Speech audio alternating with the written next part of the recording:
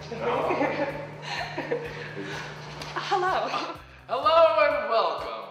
I'm Frank Lee. And I'm Diane Halpert. We're here to introduce you to a brand new product, aren't we, Diane? We sure are, Frank. Now, what's important about media nowadays? Well, it tells us a lot about the gays, and we all know that the gays are hot.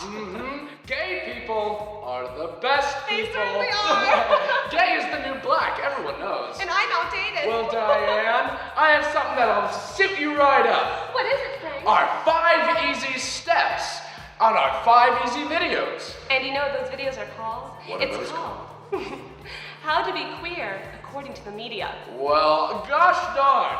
I know. Should we take a look at the previews? Why don't we? Are you ready to get gay? Roll the tape.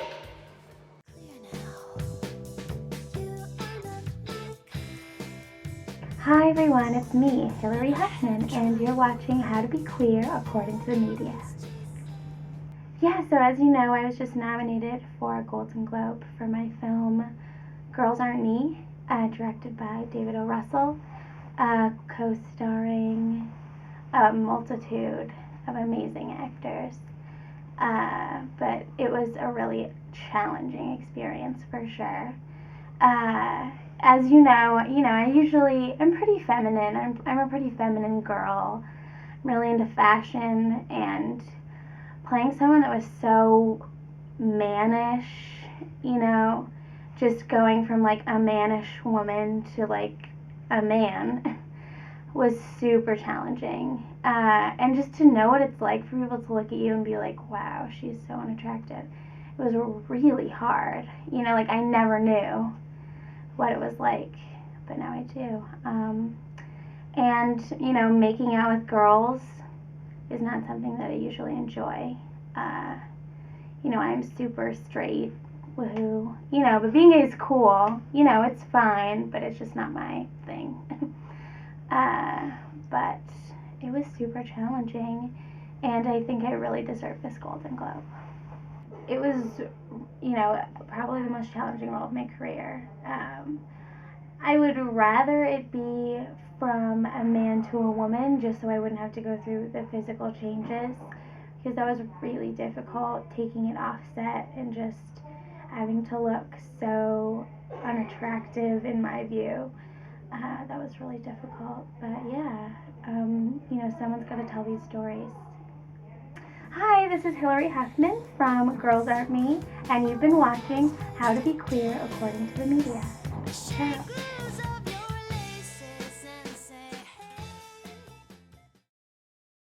I'm an actor. I've been in a few independent films, but rather not say what they are, if that's okay.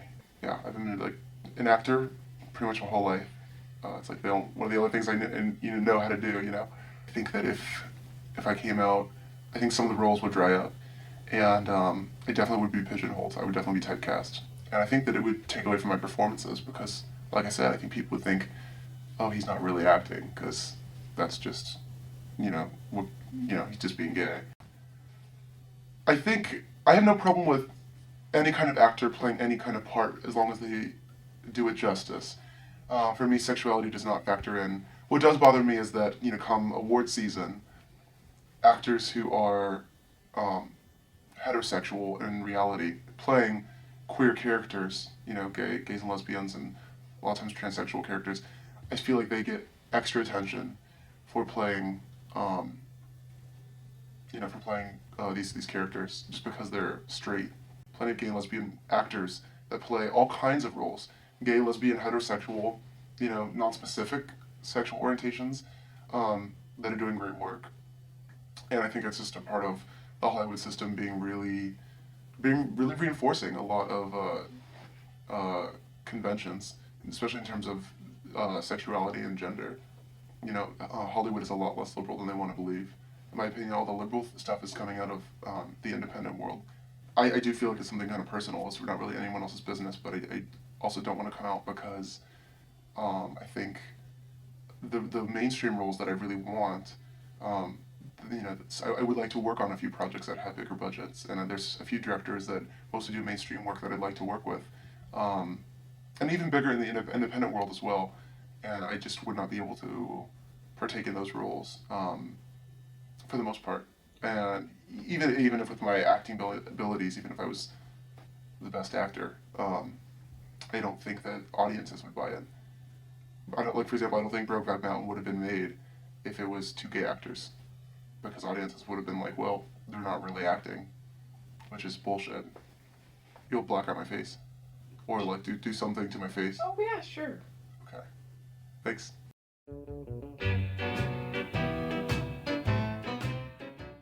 Clean, charismatic, fashionable, sensitive, and really sexy. My perfect guy has to have no hair. I don't like hair. Just smooth stomach, no hair on the legs, shaving in that area, if you know what I mean. Possibly if he has a little extra hair on his eyebrows that just get in the way of his face, it would be just awesome if he could, tweeze it himself.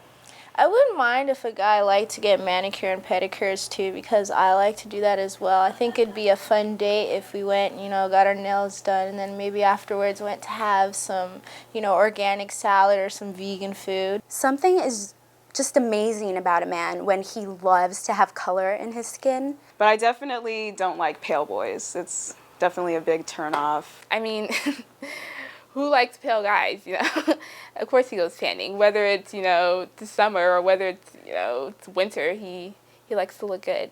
I like a guy that can dress. Not only likes to dress well, but also likes to call other people out who don't dress well. He likes to take me out shopping every once in a while, and he pays for everything.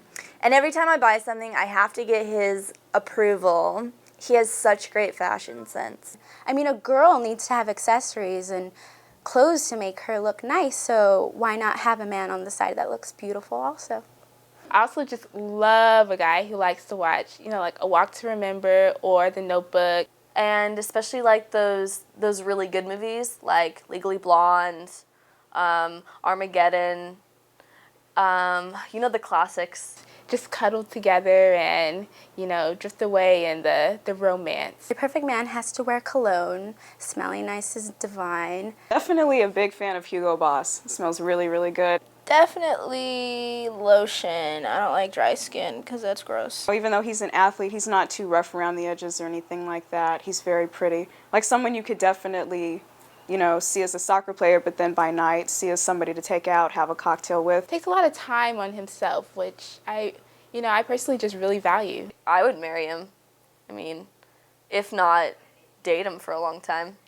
He's a pretty desirable guy. He's more of your best friend desirable. He has that kind of dark, brooding kind of attitude. He's very sarcastic, but he also comes off as somebody who'd be very caring and very nice. He's a high-powered lawyer. He's very intelligent.